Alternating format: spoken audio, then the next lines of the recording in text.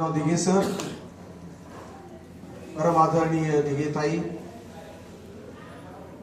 या कार्यक्रमाला उपस्थित सन्माननीय पीडी अण्णा धुमाळ, ज्यांनी अगस्तीच्या वारशामध्ये भक्ती जपली, समर्पण जपलं, सेवा जपली आणि म्हणूनच व्यक्तिमत्वामध्ये एक विनम्रता आणि कृतज्ञता निर्माण झाली। त्याचं फलित म्हणून मी अनुभवलं की शिवाजीराव दिघे यांच्या गुरुपणाला वंदन करताना पीडी धुमाळांना आल्या आल्या प्रथमतः त्यांनी नमस्कार केला त्यांना आणि आपली गुरुभक्ती सिद्ध केली। या कार्यक्रमात उपस्थित झालेल्या आमचे दिघे सरांचे चिरंजीव सन्माननीय योगेश, या कार्यक्रमाचे संयोजकापैकी एक, विद्यापीठाच्या संदर्भात आदिवासी साहित्य, मराठी साहित्याचा झेंडा फडकवणारा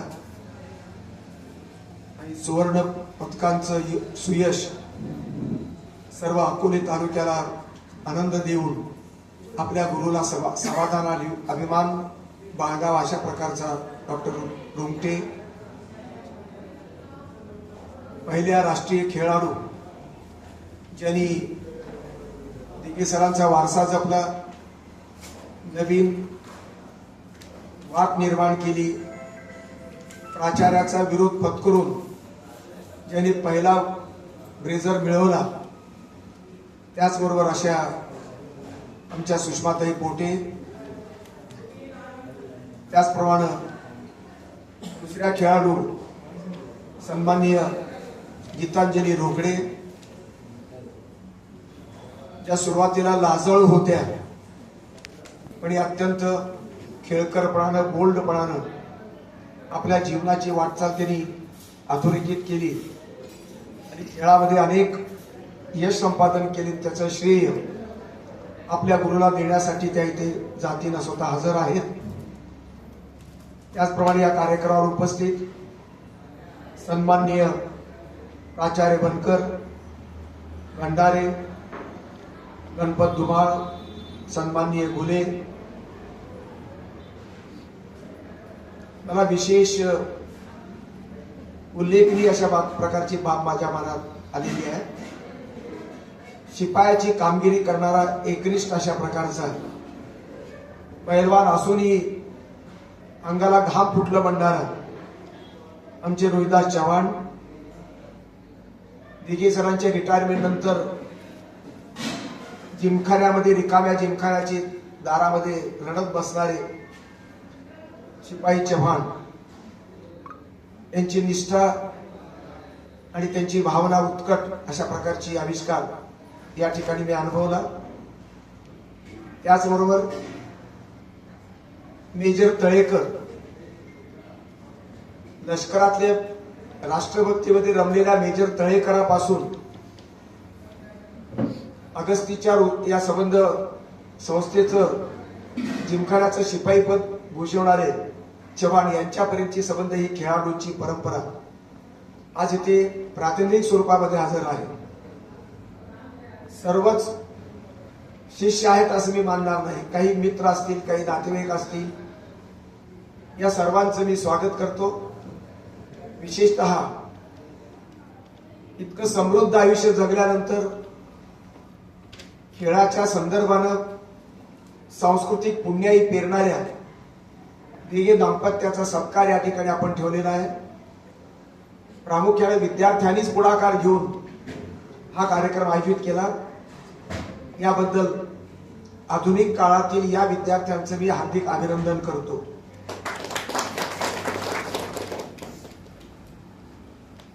पी.टी. उषा, विराट, शर्मा अशा प्रकारच्या वेगवेगळ्या क्षेत्रातील खेळाडूंनी गाजवलेल्या खेळांच्या मैदानावर आणि खेळाचा इतिहास हा ग्रामीण भागामध्ये शून्यातून अशा प्रकारचे निर्माण करत असताना प्राध्यापक दिघे यांनी अत्यंत मेहनतीनं, कष्टानं या कॉलेजचा संबंध जीवन समृद्ध केलेलं आहे.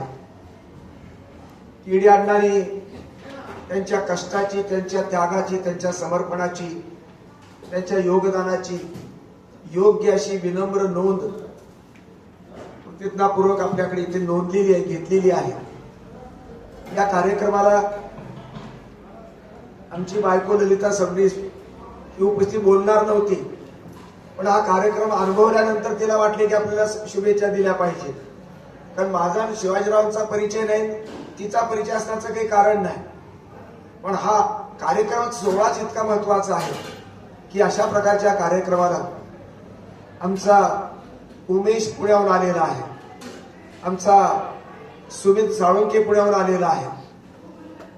या संबंध परिसरामध्ये येत असताना मला सकाळी भूक लागली होती, नाश्त्याची वेळ झाली होती. शुभमच्या घरच्यांनी अत्यंत सुंदर जेवण म्हणजे भाजी, शिरा, कुरड्या, ग्रामीण अशा प्रकारचा त्यांनी पाहुणचार दिला. मुख्य म्हणजे 17 लोकांचं एकत्र कुटुंब महाराष्ट्रामध्ये हे अत्यंत दुर्मिळ उदाहरण आहे. ते एकत्र कुटुंब आणि एकात्मक कुटुंब असल्याचं मला जाणवलं. 3 भावाच्या विस्तारामध्ये 17 कुटुंबीय, आजी आजोबाचे संबंध, त्यांची आजी 107 वर्षाची आहे. म्हणजे इतकं सुंदर अशा प्रकारचं पोटभर जेवण आणि पोटभर अशा प्रकारचा आदर्श अकोल्याच्या संबंध परिसरातून, मातीतून मला मिळाला. आणि दुसरा आदर्श हा दिघे सरांच्या रूपाने मी अनुभवतो आहे. दिघे सरांच्या पत्नीला काय भोगावं लागलं असेल याची आपण कल्पना करू शकता. प्रत्येक बायकाला भोगावं लागतं. नवरा जर कलंदर असेल, नवरा जर असा शिस्तबद्ध असेल, खेळातली शिस्त जशी तर तुम्हाला महत्वाची वाटते, हे शिस्तप्रिय माणूस घरातही शिस्त लावायला प्रयत्न करतो. घरातही म्युझिक डायरेक्टरच असतात ही माणसं, त्यासाठी आत बाहेर काही नाही. आणि प्रांजळपणा हा त्यांचा व्यक्तित्वाचा गुण आहे. आणि म्हणून कधी कधी खटके उठत असले पाहिजे. या पुस्तकावर त्यांनी प्रामाणिकपणे लिहिले. अनेक शारीरिक शिक्षणाचे अधिकारी प्राध्यापक मी अनुभवलेले आहेत. मुख्य म्हणजे इथं आल्यानंतर, इथे बसल्यानंतर मग आमचा एक दुवा निर्माण झाला. विद्यावर्णी कॉलेज धुळ्याला माझी पहिली नोकरीची सुरुवात झाली. दाते आमचे फिजिकल डायरेक्टर होते. वयस्कर माणूस, अत्यंत बलदंड अशा प्रकारचा माणूस. आणि माझंही फार त्यांच्यावर प्रेम, त्यांचं माझ्यावर प्रेम. ते त्यांचे गुरु आहेत, दिघे सरांचे गुरु ते आहेत दाते. याची आठवण आम्हाला त्यांनी काढून दिली आणि जवळीक अशा प्रकारचं नातं निर्माण झालं. पुस्तक वाचून त्यांच्याबद्दलचं, त्यांच्या शिष्या आमच्या सुषमाताईचं सगळं कथन ऐकून, रोंगटेंचं कथन ऐकलं आणि त्यांच्यावर रोंगटेबद्दल त्यांनी जे लिहिलं ते अफलातून आहे. अभिमान वाटावा अशा प्रकारचा हा गुरु आणि अभिमान वाटावा अशा ही शिष्य परंपरा. खरं तर पहिली संबंध खेळाची सुरुवात, राष्ट्रीयत्वाची सुरुवात आमच्या सुषमाताईने केली. त्यांच्याकडे पाहत पाहत सगळ्याच विद्यार्थ्यांनी ती वाट चोखाळली. पण रोंगटेला राष्ट्रीय स्वरूपाचं सुवर्ण पदकाचं यश मिळालं आणि ते आयुष्यातला सगळ्यात भाग्याचा क्षण असं आपल्या बायकोला सांगत असताना बायकोने मुलाखतीमध्ये विचारले की तुझा भाग्याचा क्षण कोणता? तर माझ्या भाग्याचा क्षण हा तुकाराम रोंगटेनं दिल्लीच्या राष्ट्रपतीच्या पदाकडून घेतलेला स्वीकार हा भाग्याचा सण. खरं म्हणजे स्वतःला त्यांनी मुलगा जन्माला आला हा भाग्याचा क्षण सांगायला पाहिजे होता. पण ते न सांगता ही भक्ती किती, खेळावर श्रद्धा किती आहे. नुसता खेळ मैदान एवढंच त्यांच्या जीवनाचं सार मला वाटत नाही. त्यांचं जीवन मी बारकाईनं पाहिलं. मानवी जीवनाचं एक सुंदर समृद्ध अशा प्रकारचं, प्रामाणिक आणि सत्यनिष्ठ अशा प्रकारचं तत्वज्ञान त्यांच्या जीवनातून निर्माण झाल्याचं मी अनुभवतो आहे. मला अत्यंत आश्चर्य वाटलं की प्रचंड संघर्ष केलेला माणूस, त्या संघर्षाची इथली खून बाजूलाच आपल्या कॉलेजमध्येच आहे. मी समाधान व्यक्त करतो. 2 व्यक्ती का 3 व्यक्ती मला वाटते ते हजर आहेत. एक केडी अण्णा, तुम्ही संबंधित विद्यार्थी सगळे आहात. पण दुसरा एक शिपाई चव्हाण नावाचा जो हजर आहे आणि आमचे दुसरे ओंगे साहेब ऑफिस सुपरिटेंडेंट. त्या संस्थेमध्ये एवढी वर्ष 76 ते 11 एवढा ना, एवढा कालखंड संबंध समर्पित जीवन जगणाऱ्या माणसाला त्या संस्थेने एक हारे घालून एक उपचाराचा भाग झाला. 60व्या वर्षी जे त्यांचा सत्कार झाला तो. पण गावातच हा कार्यक्रम आहे. संबंध पत्रिका काही गेलेली असं नाही होणार. पण त्या कॉलेजचा प्राचार्य येत नाही, त्या कॉलेजचा दुसरा विद्यमान कुठला ऑफिसर सुपरिटेंडेंट नाही, संस्था चालक येत नाही, एक सदस्य येत नाही. की करंटेपणाची कळस झाला आणि अशा प्रकारची ही संबंध भूमिका बजावणारे प्रामाणिक अशा प्रकारचे आमचे दिघे सर हे सर्व अर्थानं समृद्ध अशा प्रकारचे. प्राध्यापकांच्या बंगल्यामध्ये त्यांचा पत्र्याचा बंगला आहे. पत्र्याचा बंगला असतो का पण आमच्या दिघे सरांचा आहे असं मला फोटो दाखवला मला. संबंध पत्र्याचं घर पण त्याचं नाव काय आशियाना. फिजिकल डायरेक्टर असूनही मराठी प्राध्यापकाच्या थोबाडीद्वारे अशी भाषा शैली वापरतात ते कमी नाहीये. ही जीवन त्या बगड्याची दृष्टी आहे. माझ्या पत्र्याच्या घराकडे मी आशियानाच्या दृष्टीनं पाहतो. त्यामध्ये झोपाळा निर्माण केलेला आहे आणि त्यामध्ये नुसतंच घर नाही, पत्र्याचा असो कुणाचा असो, घरातली श्रीमंती ही आपल्या लक्ष्मीच्या पावलामध्ये, लक्ष्मीच्या हातामध्ये, लक्ष्मीच्या अंतःकरणात आहे. आमच्या शालिनीताईच्या त्या अंतःकरणामध्ये ती लक्ष्मी आहे. मुलं येतात जातात, विद्यार्थी येतात जातात, पण विद्यार्थ्याच्या आयुष्यामध्ये जो आनंद आहे, सुवर्ण पदकाचा आनंद आहे, तो आनंद मनवत असताना आपल्या दिघे सरांचं अभिनंदन केलंच असलं पाहिजे. पण शालिनीताई आईच्या मायेनं ज्यावेळेस तुकाराम रोमटेला ओवाळतात आणि पोटभर जीव घालतात, ज्याला ज्या काळात पोटभर जेवायला मिळत नव्हतं, गरिबी हा शाप आहे. अनेक काळामध्ये युगामध्ये गरिबी वाढत चाललेली आहे, अजून त्याला उत्तर कुठल्याही सरकारचं मिळत नाहीये. अशा काळामध्ये ही मनाची श्रीमंती, ही भावनांची श्रीमंती, ही विचाराची श्रीमंती जी आशियानातून मिळते, ज्या घरातून मिळते, ते घर हे अत्यंत श्रीमंतांचं, तुमच्या कुबेराचं घर आहे. आणि म्हणून त्याला तुकाराम रोमटे सारख्या अनेकांना तिथे दिलासा मिळाला, आधार मिळाला. एक उत्तम अशा प्रकारे बोलणं बंद करावं. कोण बोलतोय? मला हे फार महत्वाचं वाटलं.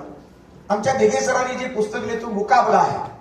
त्यांचा मुकाबला किती लोकांशी झाला मला काही कळत नाही, पण ते अहिंसक पद्धतीने लढलेले.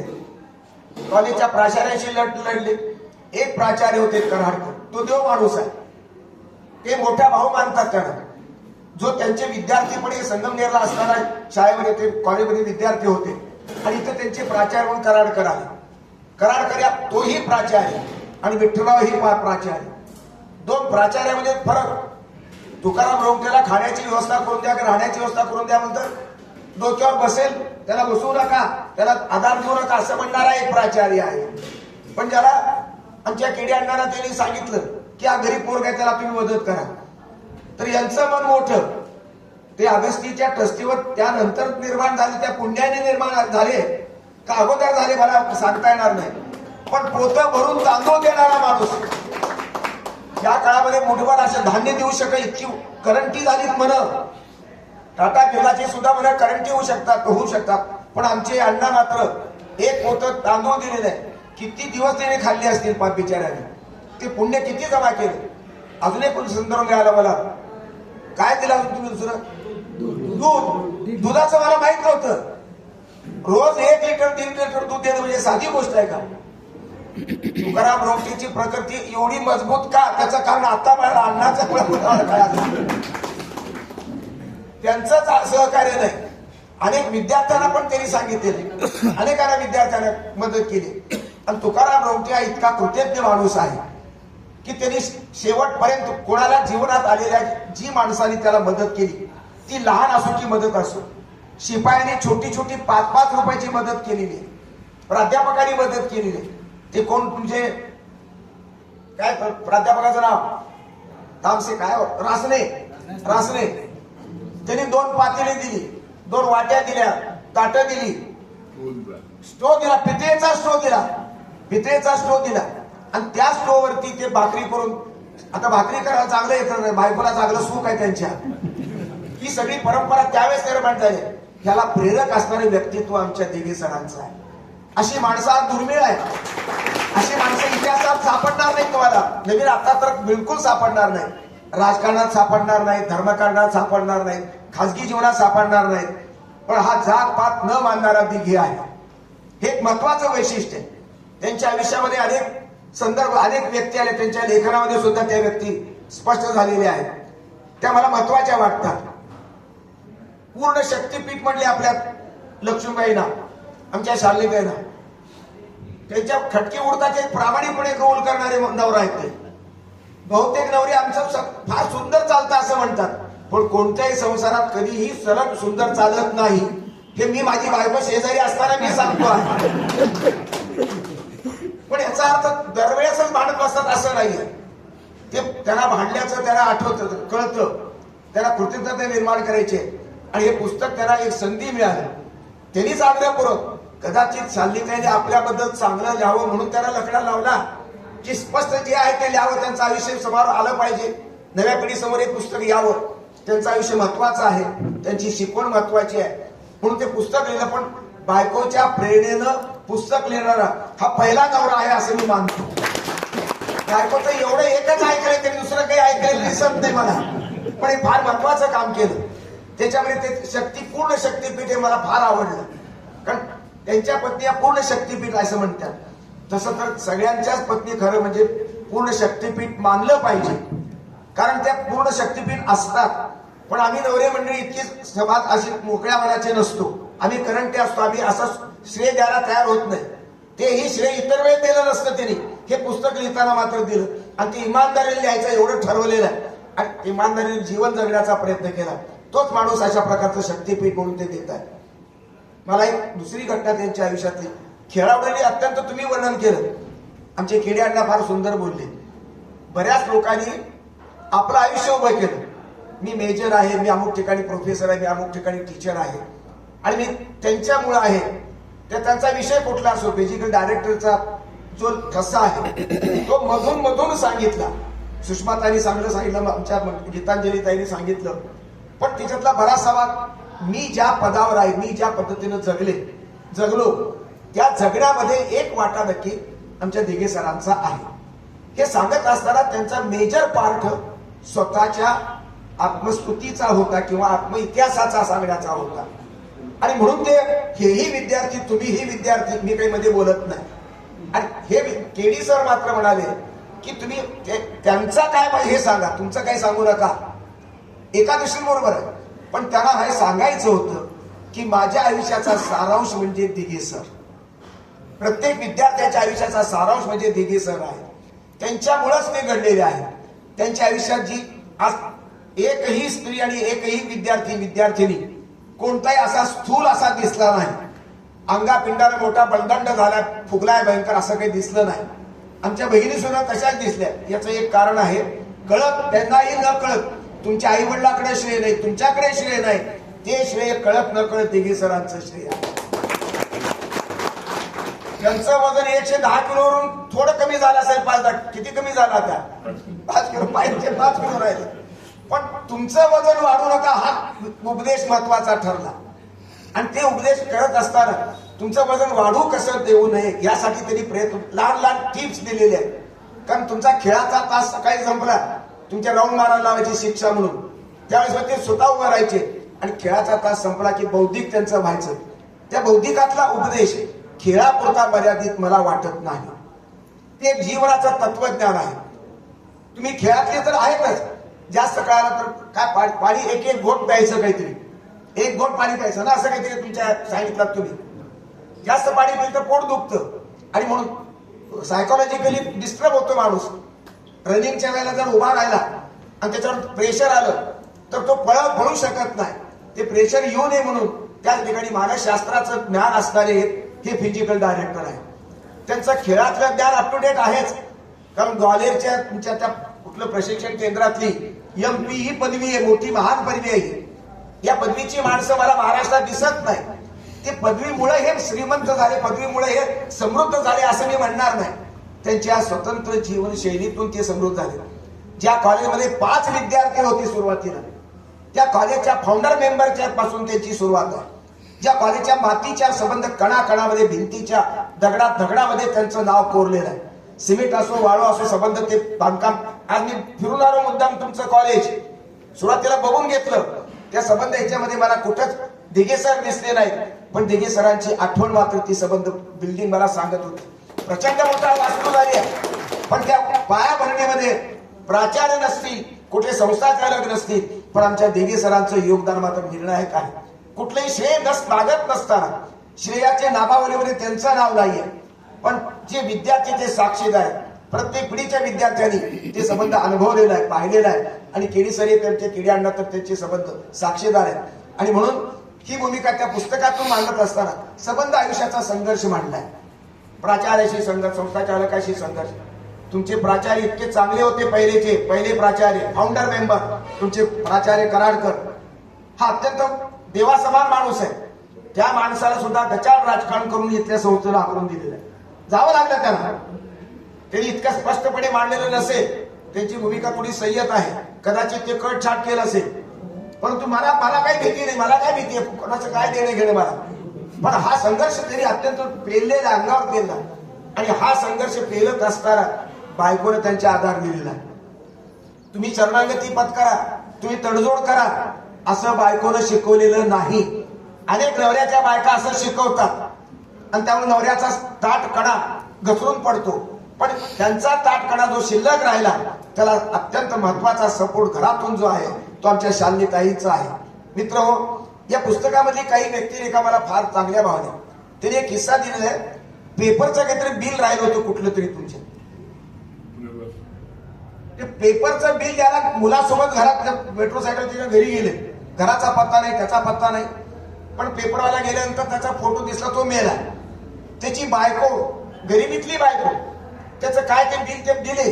अंदाजाने त्याचे किती वर्ष राहिलं, थोडं राहिलं होतं. ती बाई घ्यायला तयार नाही. हे एक पट इमानदार, तुमचे प्राध्यापक डिग्री हे एक पट इमानदार, तर ती गरीब पेपरवाल्याची बायको 10 पट इमानदार. इमानदारीची स्पर्धा मी या संबंध किस्स्यामध्ये पाहिली. अशी इमानदार माणसं गरिबीत आणि संबंध या मध्यवर्गात मला सापडत नाही. प्राध्यापकाचा एवढा पगार असून सुद्धा इमानदार प्राध्यापक सापडत नाही.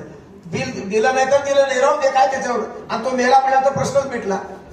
पण ज्या घरात बिल देण्याची पद्धती, आणि ती बाई सुद्धा मला त्या बाईचं कॅरेक्टरायझेशन त्यांनी अत्यंत सुंदर केलं. हे लेखक उत्तम प्रकारचे अशा प्रकारे रोळलेले लेखक नाही, पण तो ठसा उमटवण्याचं सामर्थ्य त्या बाईच्या चित्रणामध्ये, तिचं चांगुलपण आहे, तिची सात्विकपण, तिचं सोज्वळपण, तिची इमानदारी, तिच्या नवऱ्याच्या मृत्यूचं दुःख, हे सगळं त्यांनी त्या ठिकाणी मांडलेलं आहे. आणि त्यातला इमानदारीचा भाग जो आहे तो अत्यंत वाचकाच्या मनावरती नक्की ठसतो. त्याचबरोबर शिवाजीराव साळुंक्यांचे वेतनाच्या लढ्यामध्ये सुरुवातीला ते आता अत्यंत विरोधी अशा प्रकारचे ग्रहस्थ, नंतर मला वाटतं मवाळ झाले आणि वेतन श्रेणी संबंध फिजिकल डायरेक्टर लोकांना मिळाली. किती संघर्ष करावा लागला. सगळ्या मराठीचा प्राध्यापक सुद्धा, संगीताचा प्राध्यापक सुद्धा वेतन श्रेणीला योग्य.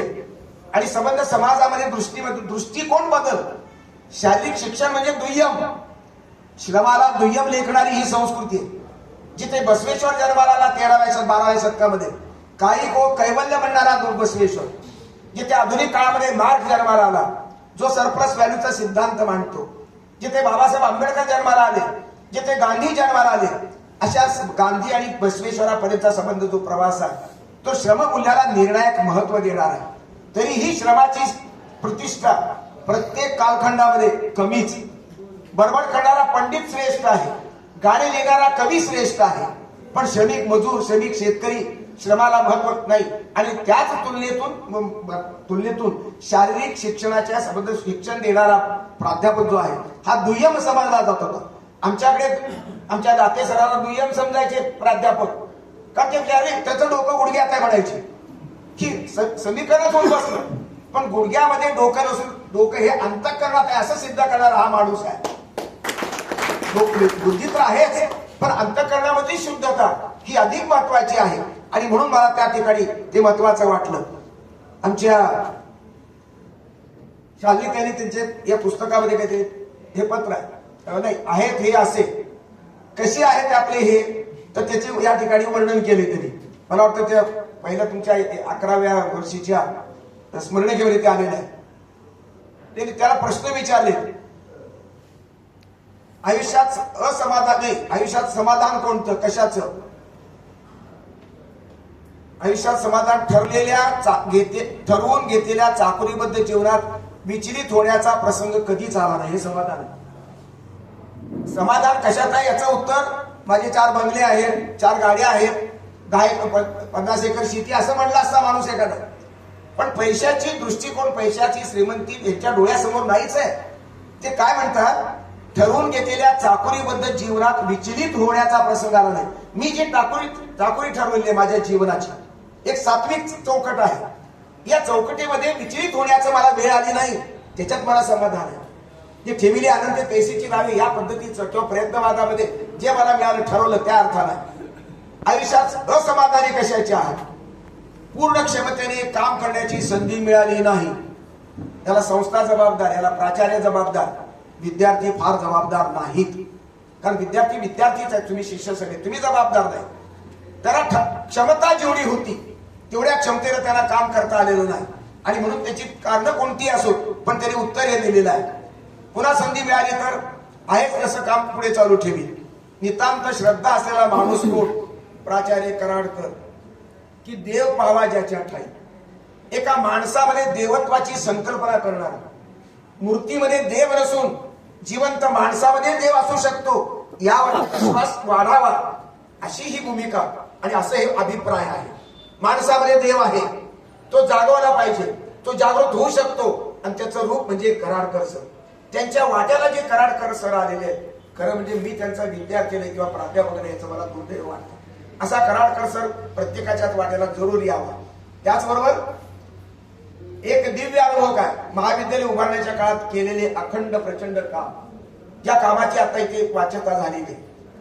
या संबंध इमारती उभा केल्या, माणसं उभा केली, माणसाचे आयुष्य उभा केली. 76 ते 11 किती पिढ्या झाल्या असतील. तुमची एक दोन पिढी, एक पिढीचे संबंध 2-4 पिढीचे माणसं इथे आजार अशा असंख्य पिढ्या त्यांनी उभ्या केल्या. आश्चर्य कशाबद्दल वाटते. प्रचंड प्रमाणात द्वेष आणि विरोध होऊनही खूप मोठ्या संख्येने यश आणि गौरवाचे क्षण पदरी पडले. गौरवाच्या मुलांच्या यशाच्या गौरवामध्ये मला समाधान आहे. मला मी संघर्ष किती लावला याचं मला किंमत नाहीये. ही म्हणणारी जिद्दी अशा प्रकारची व्यक्ती आहे. एक ध्येयवादी, कुणीतरी ध्येयवादी अशा प्रकारची व्यक्ती म्हटलं फार समाधान वाटलं मला. पश्चाताप कशाचा? कशाचाच झाला नाही. पश्चाताप करण्याची वेळच आयुष्यात येणं न येणं याच्यासारखं निष्कलंक, याच्यासारखं चारित्र्य संपन्न आयुष्य कोणाचं असेल तो तुमच्या समोर उदाहरण हिरो आहे. पश्चाताप करायची पाळीच नाही आली, कारण चूकच केलेली नाही, मनात कोणतं पापच आलेलं नाही, गिल्टी मनात काही वाटलंच नाही. असा समृद्ध मनाचा माणूस हा या ठिकाणी या उत्तरात दिसतो. हे ठरवून दिलेली उत्तरं मला दिसत नाही. हे बेरकी राजकारणाची उत्तरं नाहीत आणि नाटकी विद्वानाची उत्तरं नाहीत. एका प्रामाणिक प्रांजळ जीवन जगणाऱ्या प्राध्यापकाची ही उत्तर आहे. मित्र असाच पुढे चालत असताना उच्चारलेले सुंदर नाव स्वानंदी. नातीवरची आजोबाचं प्रेम नाही तर कुणाचं प्रेम असणार. ते बायकोचं नाव घेत नाही. स्वतः मुलाला जन्म दिलेला, मुलीला जन्म दिला, तिचंही नाव घेत नाही. मुलगी अभिमानास्पद आहे, अमेरिकेमध्ये आज ती झेंडा फडकवते. मुलगा कंपनीमध्ये आहे, आपण ज्याला जन्माला घातलं त्याचं नाव सांगत नाही. तर अशा प्रकारची ही भूमिका मांडत असताना ध्येय कोणते? पाहिलेलं काय? पश्चाताप करायचा. पाहिलेले सुंदर गाव हरिद्वार. उच्चारलेले सुंदर, उच्चार सुंदर नाव, नावात कुठलं तर स्वानंदी आहे. नातीचं प्रेम त्याच्यात सिद्ध झालेलं आहे. चांगला सोबती कोण? निकोप सुदृढ शरीर. आता चांगला सोबती म्हटल्यानंतर मी बायकोचं नाव येईल असं माझ्या डोक्यात वाटलं होतं, पण मला चकवा दिला. नम्री आहे. नम्री म्हणजे प्रामाणिक आहे. स्वतःच्या शरीरावर एवढं त्यांचं प्रेम आहे की ते बायकोचं नाव विसरायला तयार आहे. आणि त्या शरीरावर धक्का दिला, अपघात झाला, काहीतरी पडले पुरा. पुढे चांगला सोबती कोणता? नितांत शरीर. ध्येय कोणते? ध्येय कोणतं? 4 गाड्या पाहिजेत का? 100 एकर जमीन पाहिजे का? ते काय म्हणतात? निकोप सुंदर उत्तमाचा ध्यास. जे उत्तम आहे, उत्तमात उत्तम. संगीत क्षेत्रातलं उत्तम, खेळातल्या क्षेत्रातलं उत्तम, शेतीतलं उत्तम, विज्ञानातलं उत्तम, शिक्षणातलं उत्तम. जे काही उत्तम आहे त्या उत्तमाचा ध्यास हाच त्यांचा ध्येयवाद आहे, हाच त्यांचा ध्यास आहे. खरं म्हणजे प्रश्न इतके महत्वाचे आहेत की ज्यांनी आयुष्याची साथ संगत केली ते आमच्या वहिनी साहेबांचं फार मला कौतुक वाटतं. किती शिकल्यात मला माहिती नाही, त्यांनी दुसरं काही स्वतंत्र नोकरी केली की मला माहिती नाही, पण अशा माणसाला साथ दिली, त्याला समजून घेतलं, पचवून घेतलं आणि पेलून घेतलं आणि त्याला उकललं. ही उकलणारे प्रश्न, त्यांचं व्यक्तिमत्व उकलणारे प्रश्न आहेत आणि या प्रश्नामध्ये फार मोठा अर्थ आहे. आणि त्यापेक्षाही उत्तरामध्ये अत्यंत महत्वाचे आपल्याला महत्वाचा कावा दिसतो. त्याचबरोबर खरे प्रेम कोणाचे? मुलीचे. आई नंतर, अगोदर आई म्हटलं, नंतर मुलीचं म्हणतात. पण बायकोचं म्हणायला अजूनही तयार नाही ते ग्रस्त. सत्य म्हणजे काय? वेळ निघून गेल्यावर लोकांना उमगते ते. सत्याची व्याख्या इतकी सुंदर अशी केलेली मी तर कधी पाहिलं नाही. अनेक तत्वज्ञानाची पुस्तकं पाहिली. वेळ निघून गेल्यावर जे उमगतं ते सत्य. खरं म्हणजे हे फार समृद्ध अशा प्रकारचं आहे. आवडता पदार्थ सर्वच, अन्न हेच परब्रह्म. आवडता शिष्य कोणता? रोमटे हे 4 सुवर्ण पदकाचे विजेते आहेत. त्याचं समाधान भाग्याचं त्यांना वाटतं, पण त्यांचं नाव इथं घेतले नाही. इथे समता आहे, गुरुची समता आहे. सगळे विद्यार्थी समान. ज्यांनी सुवर्ण पदक घेतलेले तोही विद्यार्थी, जो पळाला नसतं मैदानावरती तोही महत्वाचा आहे. आणि मग सर्व विद्यार्थ्यांचं त्यांनी या ठिकाणी मांडलेलं आहे. सर्वच प्रामाणिक खेळाडू, सर्वच प्रामाणिक खेळाडू. पण प्रामाणिक हा शब्द खेळाडूच्या अगोदर वापरलाय. नुसता खेळाडू वापरला नाही. प्रामाणिक जो आहे तो, त्याला यश मिळो की अपयश मिळो, यामध्ये सर्व खेळाडूंची किती 100 विद्यार्थी तुमचे असतील, किती 500 विद्यार्थी. त्या सर्वांचं नाव या एका ओळीमध्ये आलेली. सर्वच विद्यार्थ्यामध्ये 500 लोकांची नावं तुम्ही लिहून टाका, म्हणजे तो इतिहास घडेल. तुलना कोणाशी करा? स्वतःशीच. आजच्या पेक्षा उद्या चांगलं होण्यासाठी वगैरे वगैरे. भाग्यशाली दिवस कोणता? 31 जानेवारी 2011. या दिवशी माझ्या स्वकीय आणि उत्स्फूर्तपणे निरोप देण्यासाठी हजेरी लावून माझ्या उर्वरित आयुष्याला ऊर्जा देण्याचे काम केले. अजून ते आमच्या ह्याचं कुठे आहे तुकारामचं? हा, श्रेय कोणाला देता? यशाचं श्रेय आई वडील शिक्षक आणि आयुष्यात येऊन मिळालेले सर्वजण. आयुष्याचा भाग्याचा क्षण कोणता? ते तुकारामचा दिलाय. मी पुन्हा रिपीट करत नाही, कारण ही अत्यंत समृद्ध अशा प्रकारच्या बुद्धिमान माणसाची, बुद्धिमान व्यक्तीची ही संबंध परंपरा दिसते. मित्र, या पुस्तकामध्ये आणखी मला संदर्भ जाणवला.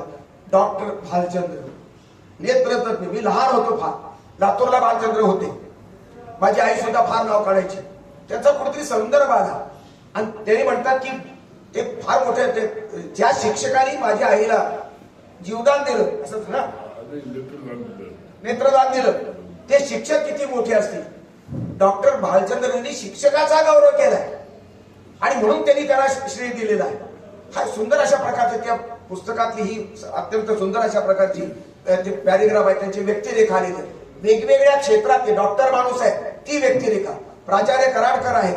त्याचबरोबर तुमची इथे पत्नी आहे, पेपरवाल्याची पत्नी. दुसरी गोष्ट कॉम्रेड नवले आहेत. त्याचप्रमाणे सोन्याचं स्टँड देणारी अंटी, भंगारामध्ये सोन्याचं स्टँड मिळालं, पितळ समजून घेतलं, ती तिनं परत केली, असे काहीतरी हिस्ट्री सांगितली तिनं. आणि त्याचा गौरवपणा हा माणूस काहीतरी सच्चेपणा दाखवला. त्या धंदेवाईक विचार अशा प्रकारच्या व्यवसाय करणाऱ्या स्त्रीच्या संदर्भात त्यांचा कुठे सहवास आला आणि ते काहीतरी देणं घेणं होतं. त्याच्यामध्ये त्यांची सच्चाई जाणवली. मग ती म्हणते त्या बाईचं सर्टिफिकेट आहे सगळ्या जगातलं सर्टिफिकेट एक आणि तिचं एकीकडे. इतना सच्चा आदमी कभी मैं देखा, कभी नहीं देखा, असं म्हणणारी ती भंगारवाली बाई. त्याच्यातून ती मोठी झाली होती, व्यावसायिक झाली होती. त्या बाईचं कॅरेक्टर या संबंध पुस्तकात मला अत्यंत भावलेलं आहे. त्याचबरोबर जॉन बागुल, कुठेतरी आपल्या नाशिकला होता, कुठे होता? तळेगावला. जॉन बागुल, ख्रिश्चन संस्था होती, कॉन्व्हेंटमध्ये. काय सुरुवातीला प्रवास इंग्रजी, फिजिकल डायरेक्टरचं इंग्रजी कधीही चांगलं नसतं आणि मराठीच्या प्राध्यापकाचं तर बिलकुल चांगलं नसतं. तरीही सगळ्या इंग्रजीच्या प्राध्यापकात त्यांनी 3 नमुने दिलेत बघा. कुठेतरी 3 नमुने दिलात तुम्ही. नाव नाही सांगितलं, तुम्ही नाव दिलं तर बरं झालं असतं, म्हणजे आली असते जरा. अमुक एक इंग्रजीचं उलट पालट करणारा, इंग्रजी उच्चार चुकणारा, असे 3 नमुने इंग्रजीच्या प्राध्यापकाचे दिलेत त्यांनी. नाव दिलं असतं बरं झालं असतं. त्याच्या सगळ्यापेक्षा यांचं इंग्रजी चांगलं आहे. कारण सगळे विद्यार्थी गौरव करत होते की फ्लुएंट इंग्रजी बोलणारा माणूस हा फिजिकल डायरेक्टर आहे. आणि तो सांगत असताना ती संबंध व्यक्ती नमुने या ठिकाणी आलेले आहेत. त्याचप्रमाणे हा जॉन जो आहे ना, तो मला भावला, कारण ख्रिश्चन धर्माचा माणूस आहे. मला मुस्लिम शेख जो तुमचा शिपाई होता, तुमचा प्राचार्य जसा चांगला तसा हे किती चांगले माणसं वाटायला आली. तर एक प्राचार्य कराडकर आणि शिपाई शेख ही 2 माणसं वाटायला आली. हा शिपाई शेख धर्माची भिंत ओलांडून दिगेना भावतोय. त्याचं मुसलमान पण आडवं येत नाही आणि ह्यांचं हिंदू पण त्याला आडवं जात नाही, टोचत नाही. ही माणूसपणाची जी किमया आहे, उत्कट माणूसपणाचा जे भाव आहे, ते या दोघांमधले संबंध माणूस पण मला कॉमन वाटलं. जातवाद मानणारा न मानणारे अशा प्रकारचे दिघे सरांचं एक वर्णन कुणीतरी केलं. मला ते फार महत्वाचं आहे. आज जातीवाद वाढलेला आहे, धर्मवाद वाढलेला, पक्षाच्या संबंध धोरणामध्ये सुद्धा जातीवादाला खत पाणी घातलेलं आहे. ब्राह्मण जातीवाद, मराठा जातीवाद, धनगर जातीवाद, ओबीसी जातीवाद, दलित जातीवाद, सगळ्या जातीवाद वाढला. अशा जातीवादाच्या वाढलेल्या पिकामध्ये निधर्मी किंवा बिनजातीवादी भूमिका जगणं आणि ते प्राध्यापकांनी जगणं फार आवश्यक आहे. खेळाडूला कुठली जात, रोहित शर्माला तुमच्या विराटला कुठली जात आली, किंवा पीटी उषाला कुठली जात आपण समजणार. अशी माणसं ही जगाची असतात. कलावंत माणसं, खेळाडू माणसं हे जगाचे संबंध मानदंड आहे. महापूर जगाचे मानदंड आहे, संत जगाचे मानदंड आहेत. त्याला धर्म जात नसतो, देशही नसतो. आणि म्हणून अशा प्रकारच्या पार्श्वभूमीवरती एक प्राध्यापक बिनजातीवादी भूमिका जगतो आणि जागवतो ही फार महत्वाची बाब आहे. आणि म्हणूनच या संबंध पुस्तकामध्ये अनेक संदर्भ आले. त्यांच्या जीवनाचा संघर्ष आलेला आहे फार मोठा. तो संघर्ष मी इकडे काही सांगत नाही की अकोल्याला तो पचणारे नाही तसं. पण संगमनेरचं शिक्षण घेत असताना दिघे सरांनी संबंध 76 ते जवळजवळ आजपर्यंत त्यांनी जो 11 पर्यंत वाटचाल केली, ते बास्केटबॉल असो, अथलेटिक्स असो. खरं म्हणजे क्रॉस कंट्री हे मलाही माहित नव्हतं. आणि आमची राष्ट्रीय खेळाडूपटी सुषमाताईला आजपर्यंत माहित नव्हतं. तरी क्रॉस कंट्री शिकवून प्रावीण्य मिळवलं. ते प्रावीण्य मिळून इतिहास जमा झाला. आज येताना क्रॉस कंट्रीचा इतिहास आमच्या रोमटेरी त्याला समजावून सांगितला. आणि तुम्हाला समजावून सांगताना मलाही कळालं क्रॉस कंट्री काय मलाच माहिती नाही. मला खेळाचा कळ आपण एक आठवतं, 4थी 5वीला असताना माझ्या गावाच्या शेजारी मी शाळेत जात होतो. मला रनिंग मधलं पहिलं बक्षीस मिळालं.